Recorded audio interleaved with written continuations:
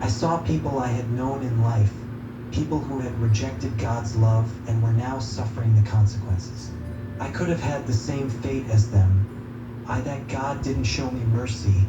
I wept bitterly. God spoke to me in a voice that was both gentle and firm. This is what happens when people reject my love and refuse to follow me, he said. This is the destination of those who choose darkness over light. As I looked out over the sands of faces, I saw the pain and despair etched on each one.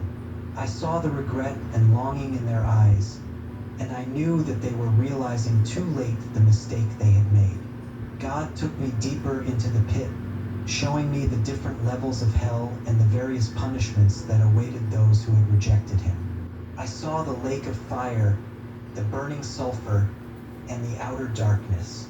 I saw the beast and the false prophet, and I saw the final destination of those who had followed them. I saw a group of women huddled together. They were in unimaginable agony. Demons circled them, their eyes glinting with a merciless hunger.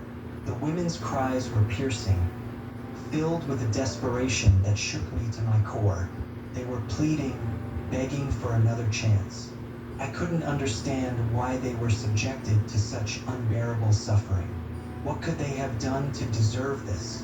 Just as I was grappling with this question, I heard one of the souls scream out in agony and regret. Please, if I'm given another chance, I swear I'll never engage in lesbianism again. The realization hit me.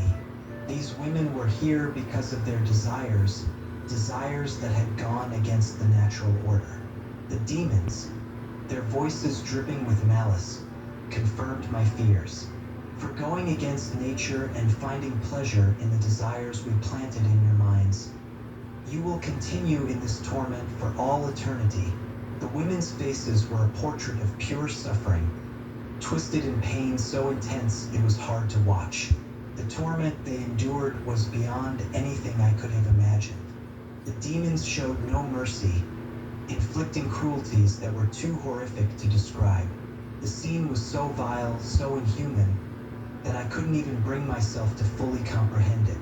I knew that speaking of it would be too much for anyone to bear. Their agony was relentless, and as I watched, I felt a deep sense of sorrow and horror.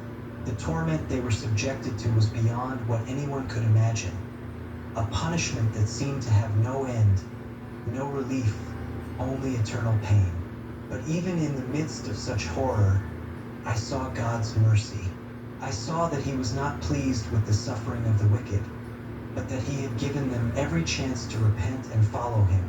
But they refused, and they are serving their punishment now. It said that the desires that the demons gave them, that's why they were lesbians. See, people think they're just being themselves, being gay and lesbian.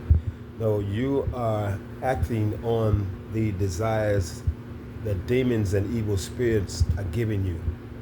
This is what be going on. They're invisible. You can't see them. They get in your flesh.